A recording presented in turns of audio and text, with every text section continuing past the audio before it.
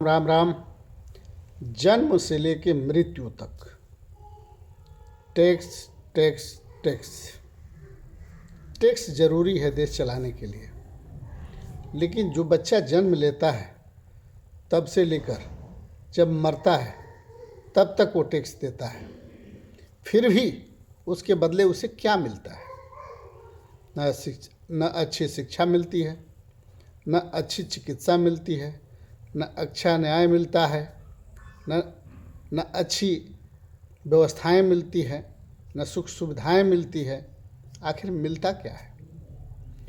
हमारे कहने का तात्पर्य ये है कि हम सब इंसान लूटे जा रहे हैं और हमें इस धरती पर इसलिए लाया गया है कि हम हमेशा लूटते रहें और हमारे ही लोग हमें लूटें और भगवान को लांछित करें और हमें तड़पा तड़पा कर निचोड़ निचोड़ कर मारते रहें और हम जीवन भर कमा कमा कर सूखा रूखा खाकर टैक्स देते रहें और सरकार चलती रहे और उस पैसे का सरकार दुरुपयोग करती रहे अपने प्रचार में, अपने व्यवहार में, अपने भोजन में, अपनी सुख सुविधा में।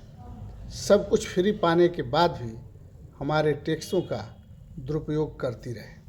हमारा टैक्स जहाँ लगाया जाए वो भी सुरक्षित न हो, वहाँ भी हमें टोल टैक्स देना पड़ता हो, सारी व्यवस्थाओं पर टोल टैक्स देना पड़ता हो, फिर भी रोड अच्छे ना मिलते हो, शिक्षा न अच्छी नहीं मिलती हो, चिकित्सा अच्छी नहीं मिलती हो, न्याय अच्छा नहीं मिलता हो, हर जगह पैसा लिया जाता हो। इससे दुर्भाग्य हम इंसान के लिए क्या हो सकता है? हम सनातन की बात करते हैं, हम सनातन युग की बात करते हैं, हम राजा हरिश्चंद्र की बात करते हैं, हम गुरु गोरखनाथ जी की बात करते हैं और हमारे ही भारत में हमारे ही अपने लोग इस कदर तड़पाए जा रहे हैं, इस कदर परेशान किए जा रहे हैं कि वो आत्महत्या करने के लिए विवश हैं। आज कोरोना के नाम पर जो टीके लगाए गए उसमें आप लोगों ने देखा कि किस तरह से डर पैदा किया गया और लोगों को कोरोना के टीके लगवाए गए। और उस कोरोना का टीका सिर्फ हिंदू लगवाए, अधिकांश मुसलमान भाई लोग नहीं लगवाए। बहुत कम लोग ही होंगे जो कोरोना का टीका लगवाए होंगे। सरकार जानती थी कि ये लोग टीका नहीं लगवाएंगे, हिंदू आराम से लगवा लेंगे क्योंकि ये भोले होते हैं। हम जो कहेंगे वो मान लेंगे हिंदू के नाम पर, हम जो कहेंगे लगवा लेंगे हिंदू के नाम पर, हम जो कहें डर जान की डर दिखाएंगे तो लगवा लेंगे मृत्यु के नाम पर। लेकिन किसकी मृत्यु सबसे ज़्यादा हुई? हिंदुओं की। डरा कौन? हिंदू। वोट किसको मिला? हिंदू को। सरकार किसकी बनी? हिंदू को। मरा कौन? हिंदू। नुकसान किसका हुआ? हिंदू का। शुगर किसका बढ़ा? हिंदू का। बीपी किसका बढ़ा? हिंदू का। हार्ट अटैक किसका हो रहा है? हिंदू का। सबसे ज़्यादा मृत्यु किसकी हो रही है? हिंदू की। लेकिन फिर भी हम जगने के लिए तैयार नहीं। सरकार हिंदुओं को इस भारत से हमेशा के लिए ख़त्म कर देना चाहती है, डायनासोर की तरह। और सरकार किसको बढ़ावा देना चाहती है? किसी से छिपा नहीं है।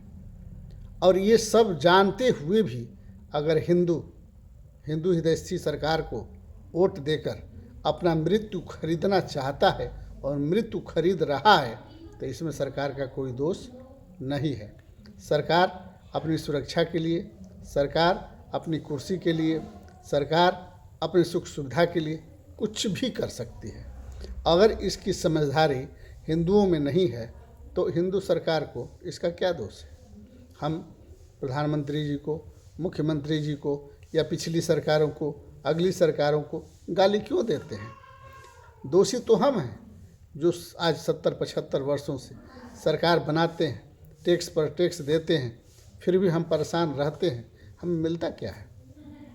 जो ज़मीनें हमें आवंटित की गई थी वो भी अब छीनी जा रही हैं। जो हमारे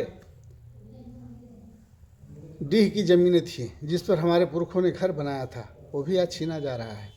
जो हमारे खलिहान थे, जो हमारे खेत थे वो भी हमसे छीने जा रहे हैं। जो हमारे तालाब थे, जो हमारी नदियाँ थी, वो भी हमसे छीनी जा रही हैं। जो हमारे पेड़ पौधे थे वो भी हमसे छीने जा रहे हैं। जो हमारे ऑक्सीजन थे उसको भी हमसे छीना जा रहा है। जो हमारा भोजन था वो भी हमसे छीना जा रहा है। सभी चीज़ों में मिलावट, सभी वस्तुओं पर टैक्स, ये कहाँ तक सहनीय है? ये बहुत दुर्भाग्यपूर्ण है। हम उस देश में रहते हैं जहाँ गाय को गौ माता कहते हैं और सबसे ज़्यादा गाय वहीं काटी जाती है। हम उस देश में रहते हैं जहाँ हिंदू हितैषी सरकार है और हिंदू राष्ट्र की सपना दिखाती है, वहाँ सबसे ज़्यादा हिंदू ही मारे जाते हैं।